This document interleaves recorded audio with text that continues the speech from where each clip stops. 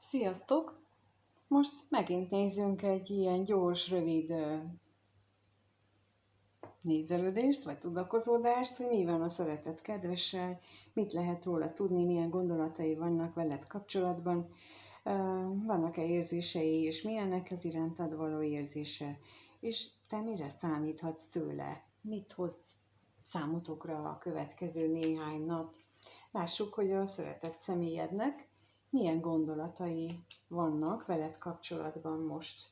Milyen gondolatai vannak ennek a szeretett személynek a nézővel kapcsolatosan. Milyen gondolatai vannak veled kapcsolatban.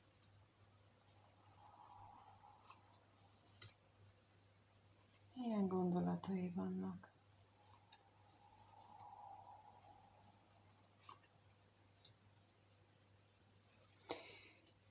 Úgy tűnik, hogy nagyon kitartó és nagyon hűségesen vágyik rád, viszont egyes esetekben lehetséges, hogy nem túlságosan jó közöttetek a kommunikáció, lehetséges, hogy nem jól mennek ilyen tekintetben a dolgok, és ez bizonytalanságot okoz a kapcsolatotokban, és azt gondolom, hogy neki ez foglalkoztatja a gondolatát rendesen, elég gyakran gondol arra, hogy veled vajon mi van, hogy vagy, főleg azért, mert erős benne az utánad való vágy. És akkor lássuk, mit tudhatunk meg itt a veszteségről, minek a hiányát érzi ő, vagy miért érzi ő. Lehetséges, hogy nem sokat találkoztok mostanában?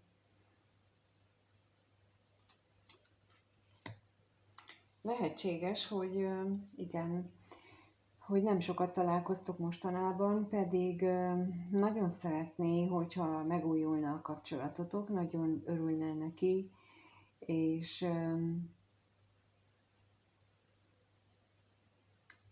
bocsánat, egy másik eset jutott eszembe, amikor lelépett a másik fél, és aki még várja, és szerintem itt nézi, az ő esetében például, amikor úgy lép le, hogy kiderülnek, hogy milyen hazugságai voltak, akkor például én nem javaslom, hogy itt ez így az érzelmeidet felborítsd miatta, vagy az elhatározásaidat, amikor ő úgy lépett le, hogy téged cserben hagyott, és hazugságok derültek ki, meg a becsapások derültek ki.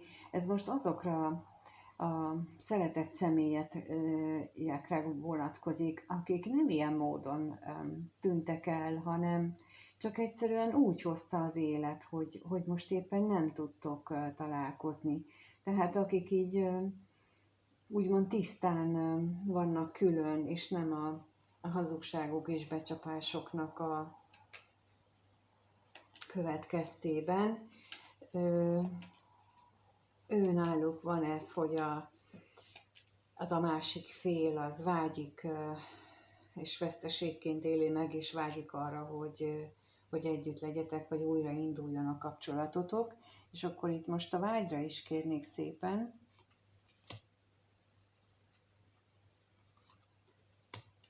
Hát igen, sokat gondol arra, hogy jó lenne, hogyha köztetek valami tartós kapcsolat kialakulna, és ez a tartós kapcsolat, ez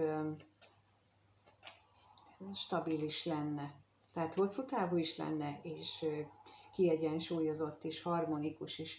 És a bíróra kérnek szépen még.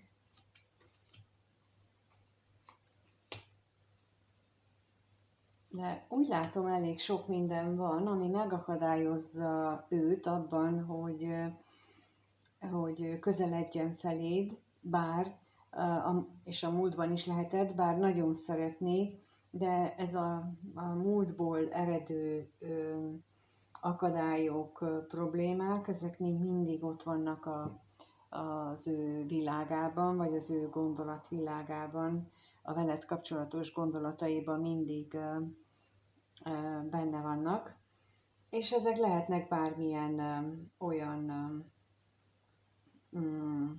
akadályok, ami fizikai akadály is, tehát hogy például fizikai távolság van köztetek, lehetnek olyan akadályok, hogy világnézeti akadály például, lehetnek olyan akadályok, hogy társadalmi vagy iskolázottságbeli akadályok, amiket esetleg le kell küzdenie, de lehetnek olyan akadályok is, hogy például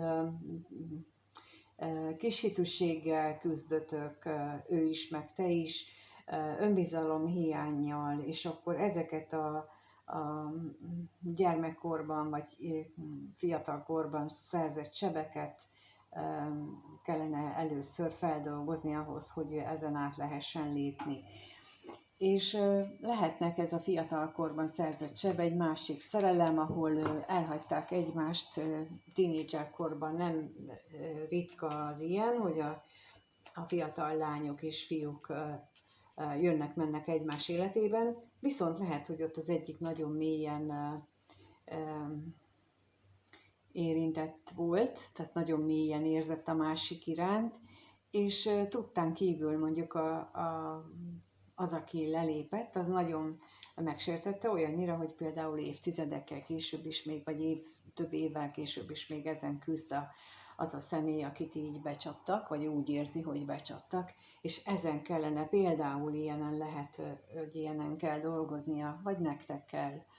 Jó, akkor megnézzük, hogy mit érez irántad, milyen érzései vannak neki irántad, és akkor itt mondom, tehát arról olyan személyről van szó, aki viszonylag tisztességes, csak valamilyen ilyen okok azok, amik meggátolják őt, hogy veled legyen, tehát mit érez ő irántad?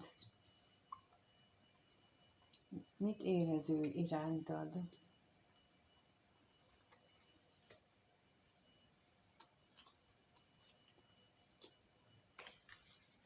Úgy tűnik, hogy megvannak neki az érzései. Sőt, úgy megvannak neki, hogy ő magát is meglepi, hogy milyen érzésekkel van irányodva, és ez néha bosszantja is tulajdonképpen, hogy ő mennyire még mindig itt tart, és ez jön most, hogy mennyire itt tart, és ez a bosszankodás, ez a belső vívódás, ez gyakran nagyon felerősödik, és nagyon furcsán nyilvánul meg az ő életében, de akkor lássuk, hogy mit jelent itt, hogy mit tudhatunk meg a bosszúságról, a veled kapcsolatos érzéseinél. Igen. Lehetséges, hogy amit az előbb mondtam, tehát, hogy ő neki egy fiatalkori emléke az, ami vel téged, vagy a veled való kapcsolatodat újra és újra összehasonlítja, és mindig ide jut, hogy ő kevés, vagy esetleg te vagy neki kevés, tehát de valamelyik őtök kevés, tehát ez a bosszankodás alapja tulajdonképpen, hogy ő hasonlítgat egy múltbeli véleményéhez, egy múltbeli gondolatához, és akkor megnézzük, hogy mi a szerencsétlenség.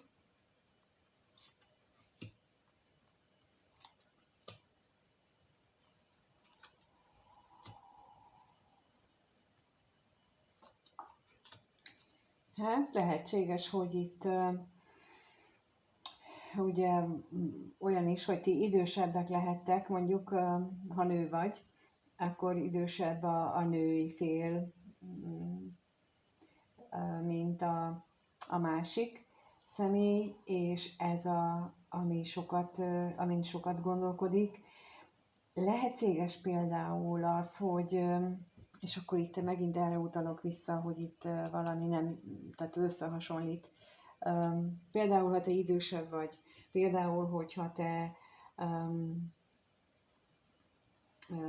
vagy hát ahogy ő gondolkodik, hogyha te idősebb vagy, akkor azon gondolkodhat el, hogy hogyan lehetséges, hogy ő egy idősebb nőt szeret, pedig hát ő alapvetően egy a fiatalabb lányok vagy fiatalabb nők iránt érdeklődik, mindig is azokat kedvelte, a csinosokat, a dekoratívakat, a látványosakat, és te mondjuk pont nem ilyen vagy, és egyszerűen nem érti azt, hogy ez hogyan van. És ettől ez is lehet az oka például ennek a benne dúló haragnak, hogy ez hogyan van. Tehát, hogy ezt ő nem tudja magában megérteni, azt, hogy ez hogy működik. Tehát, és ez nagyon át tudja alakítani benne ezeket a düh és a harag érzését magával kapcsolatosan, de akkor itt még a halálra is kérnék szépen, hogy veled kapcsolatos érzéseiben ez mit jelent, mit tudhatunk meg, mivé változik. Hát igen, mert újra és újra megjelenik benne a vágy, amikor ez pedig megjelenik, akkor időnként ezt így nem is akar róla tudomást venni, és ez a vágy pedig egy olyan mély ragaszkodást jelent hozzád, amit nem is akar, amivel nem akar szembesülni, amit nem akar elismerni, hogy te vagy neki a valaki, a nagy ő, a minden, és képzeljétek bele magatokat az ő helyébe, hogy neki te vagy a minden, de öreg vagy, bocsánat, tehát, hogy idősebb vagy tőle. És ő nem is ilyet szeret, hanem ő a vidám, a fiatal, a csini, a dekoratív valaki. Tehát, hogy egy ilyen körben rohangál az ő elméje, körbe-körbe, és ebből a mókuskerékből nem, úgy látszik, hogy nem nagyon tud kitalálni, nem nagyon tudja, hogy merre induljon veled kapcsolatosan. Hát ez az, amit neki meg kell fejlődnie, meg kell oldania. Úgy tűnik, hogy ezért vagytok külön, ezért ez az ő pillanatnyi nagy feladata. De hát ha most látjuk, hogy neki milyen feladata van, akkor megkérdezzük azt, hogy mire lehet akkor tőle számítani a következő néhány napban, illetve max. Egy hétben, mire számíthatsz tőle a következő néhány napban.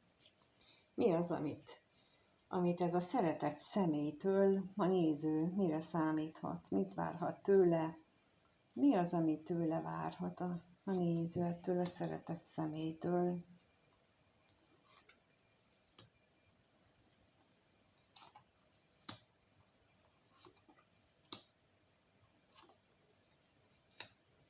Hát nagyon érdekes, ez ilyen nagyon vegyes, mert instabilitást is várhatsz tőle, viszont ragaszkodást is. Tehát bizonyos dolgokban ő nagyon ragaszkodik hozzád, más szempontokból pedig megbízhatatlan, instabil, viszont nagyon kötődik, én úgy látom, tehát itt nagyon erős a kötődés, de meglehetősen ellentmondásos. És akkor a hamisságra kérnék szépen még, hogy miért. Hát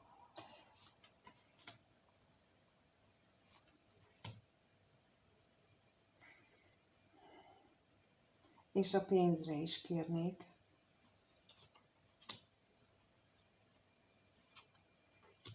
Hát mert annyira vágyik rád, de annyira vágyik arra, hogy találkozzatok, és annyira nem akar összejönni, vagy legalábbis ő úgy gondolja, úgy érzi, hogy ezt így nem lehet összehozni, mert tengernyi akadály van, és alapvetően az a legnagyobb akadály, hogy ő benne ezek a félelmek vannak, és ezek a problémák, amiket itt az előbb részleteztem, és ugyanakkor, tehát ez az ellentmondás, hogy annyira szeretne veled,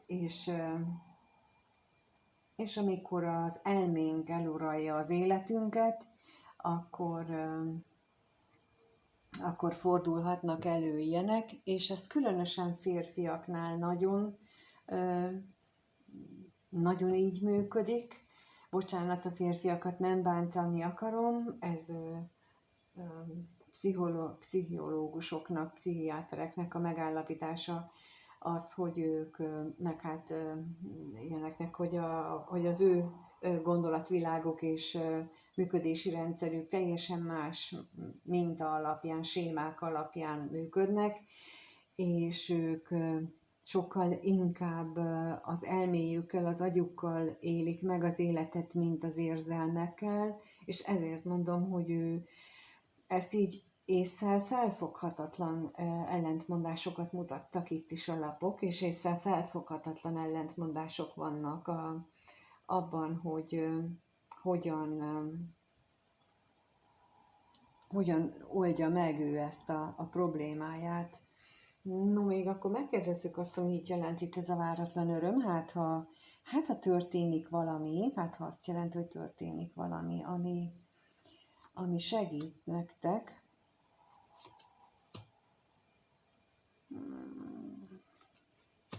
Hát nem igazán. Azt reméltem, hogy ez a váratlan öröm azt jelenti, hogy valami külső beavatkozás hatására valami támogató energia érkezik, de nem támogató energia. Pontosabban lehet, hogy hosszú távon igen, de pillanatnyilag nem úgy látszik. Lehet, hogy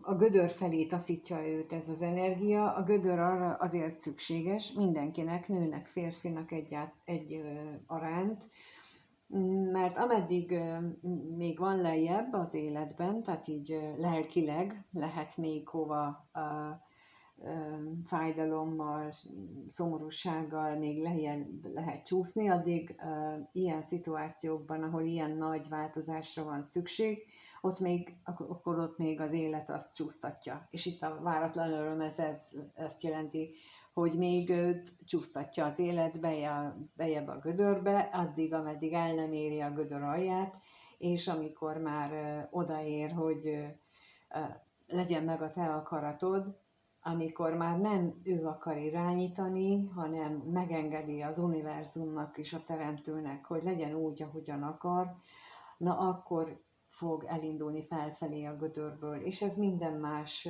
szituációra érvényes, minden más dolgunkban így működünk, ha elhisszük, ha átlátjuk, ezt utólag, én biztos, hogy utólag jöttem rá, hogy tényleg így működünk, én is így működtem, de itt úgy látom, hogy ugyanerről van szó, hogy kap még egy kis lökést, hogy csúszszál lejjebb. És ez lesz neki a váratlan öröm a nagy mindenség szempontjából.